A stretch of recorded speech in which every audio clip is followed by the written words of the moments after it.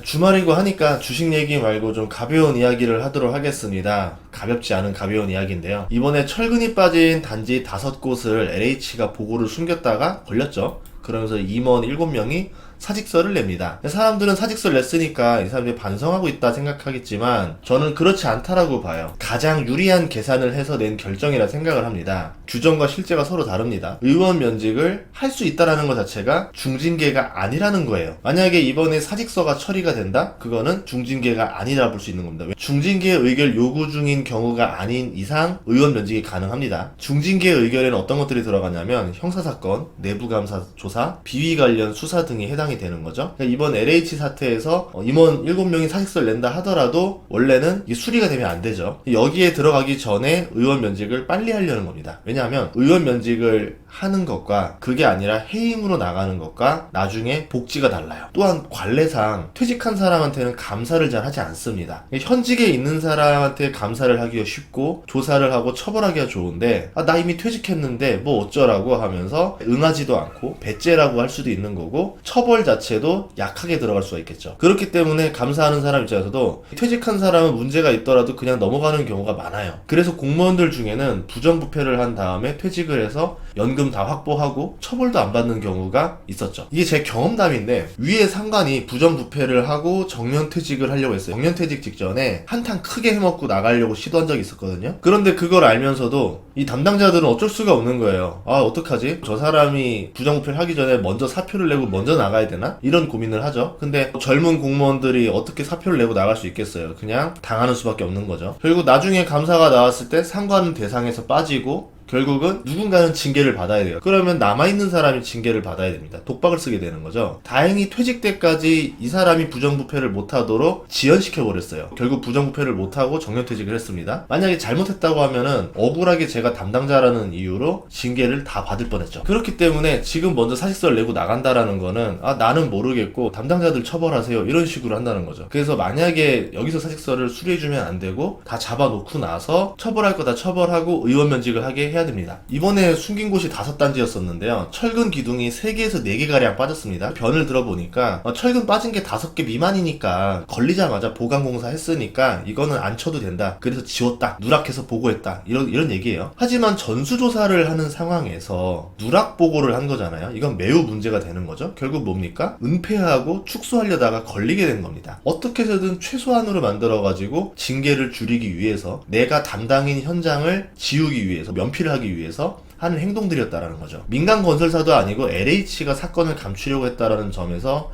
매우 신뢰도를 잃는 행동이죠. LH 아파트가 어딥니까? 국민들이 사는 아파트잖아요. 근데 국민들이 사는 아파트에다가 이렇게까지 설계를 엉성하게 해놓고 사람들이 위험한 곳에 살게 만드는 곳이었잖아요. 국가라는 곳이 국민들을 위해서 철근이 없는 아파트에 살게 한다? 이건 정말 놀랄 일인 거죠. 이렇게 전수조사를 통해서 총 20곳의 철근 누락 아파트 단지가 발견이 됐습니다. 그런데 전수조사를 한 단지가 102단지예요. 여기서 20곳이 나왔으니까 LH가 지은 아파트 중에서 20%는 철근 누락 아파트였다라는 거죠. 이게 단순히 실수일까 고의적일까? 저는 LH가 몰랐고 책임이 없다라 생각하지 않습니다. LH는 몇 년 전부터 직원들 땅 투기 사태로도 유명한 곳이었는데요. 공개되지 않은 개발 계획을 가지고 미리 땅을 사서 돈을 벌어서 부자가 된 LH 직원들이 한둘이 아니었습니다. 걸린 직원이 한둘이 아니었고 안 걸린 직원까지 하면은 그 수가 훨씬 더 많겠죠. 경험담입니다. 세종시 바로 옆에 있는 땅을 직원 2명이 와서 사가더라고요. 여길 왜 사갈까? 이 시골을. 그런데 얼마 안 있어서 거기에 산업단지가 개발이 됩니다. 그건 제가 직접 봤어요. 이렇게 마음 놓고 할 수 있는 이유가 걸려도 벌금이 수백만 원 정도밖에 되지 않습니다. 승진에 방해되는 처벌만 받거나 벌금 조금만 내면 부자가 될 수 있는데 정직하게 일하는 직원만 바보가 되는 거죠. 이러면 조직의 사기가 떨어집니다. 왜?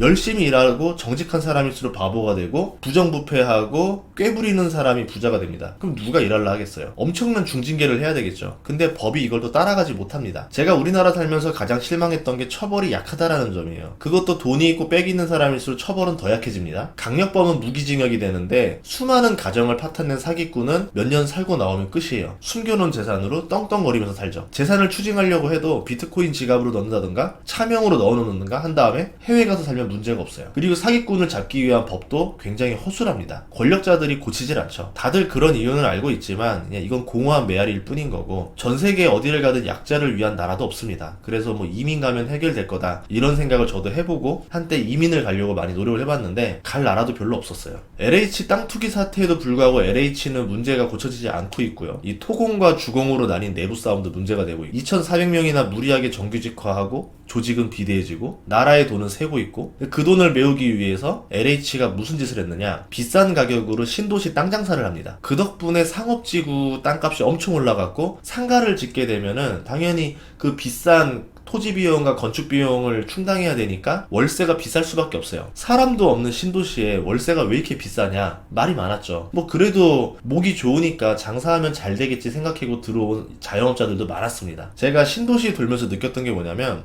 그 지역의 자영업자들이 1년도 못 버티고 망해서 나가는 걸 너무 많이 봤어요. 정말 높은 비율이에요. 이유는 하나입니다. 월세가 너무 비싸기 때문에. 근데 그 월세를 비싸게 만든 게 누구다? LH다. 국토부 장관도 LH에 존립 근거가 있냐면서 LH 자체에 대한 강한 실망을 나타냈습니다. 조직을 해체해야 할 수준으로 썩었다. 어디서부터 손을 대서 수습을 해야 될지 알 수 없는 상황이라는 거죠. 임원들도 단체로 사표를 내고 나간다. 예를 들어서 어떤 회사에 문제가 있는데 회사 임원들이 다 사표 내고 나가버립니다. 그러면 결국 이걸 누가 다 뒷감당을 해서 치워야 돼요? 담당자들이 치워야 되는데 이런 조직이 어딨어요? 회사의 리더라고 하면은 끝까지 책임져서 살려내야죠. 리더라는 게 뭡니까? 망해가는 회사도 직원들 한 명을 위해서로 내 끝까지 살려내는 게 임원의 할 일인데, 조직이 망할 것 같으니까 가장 먼저 빠르게 사표 내고 튄다?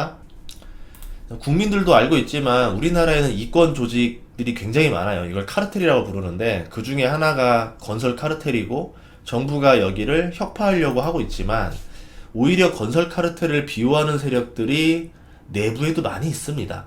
혁파가 저는 안 될 거라고 봐요. LH를 해체하는 수준이 나오지 않는 이상은 이거는 어렵다라고 봅니다. 자신들의 이익을 위해서 제2의 삼풍백화점, 제2의 성수대교 사태를 만들려고 했던 주범들이 이번에 걸리지 않았으면요, 정말 몇십 년 뒤에 수많은 사상자를 낼 뻔했겠죠. 처벌이 가벼운데 혁파가 가능하다? 저는 그거는 안 된다라 봐요. 경제를 이야기하다 보면은 공정에 대해서 계속 생각을 하게 돼요. 어떤 게 공정한 사회인가? 공정한 사회는 약자에게 유리한 사회다 생각을 해요. 공정하지 않다 라는 거는 약자에게 불리한 사회입니다. 주식시장도 공정한 곳이 아니에요. 왜냐하면 약자한테 불리하게 설계되어 있죠. 사회가 공정해야지 경제가 발전할 수 있습니다. 그래야지만 계속 부의 순환이 벌어지죠. 가난한 사람이 부자 될 수가 있고 실제로 그런 숫자가 많아야지만 노력을 합니다. 더 많은 생산량 증대를 위해서 열심히 일을 하겠죠. 그렇게 되는 사람을 또 보면서 밑에 있는 약자가 또 열심히 일을 합니다. 그렇게 되면서 중산층이 계속 늘어나고 사회는 부유해지는 거죠. 그러니까 중산층이 많아지고 시스템이 공정해야지만 계속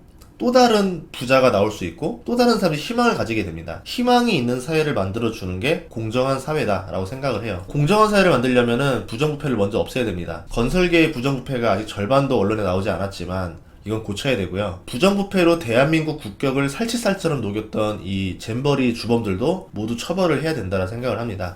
서울 지하철역을 돌아다니니까 그 바닥에 주저앉아 있는 해외 잼버리 대원들을 많이 봤는데 볼 때마다 좀 미안한 마음이 자꾸 생기더라고요. 이것 때문에 부산 아시안게임 유치에 피해를 주지 않을까 염려도 됐습니다. 오늘은 주식 이야기가 아니지만 결국 우리가 주식시장에서 성공하려면은 주식시장도 공정해야 되겠죠. 근데 사회는 썩었는데 주식시장만 공정해달라? 그렇게 외칠 수가 없겠죠. 사회 전체가 공정해져야 주식시장의 불공정함도 개선하려고 해줄 겁니다. 그런 이유에서 이번에 영상을 찍었습니다. 주말 잘 보내시고요. 요새 증시가 조금 횡보장이긴 한데 이럴 때일수록 더 많은 공부를 하면 좋을 것 같아요. 다음 시간에도 좋은 정보를 찾아뵙겠습니다. 구독과 좋아요, 알림 설정 부탁드릴게요. 고맙습니다.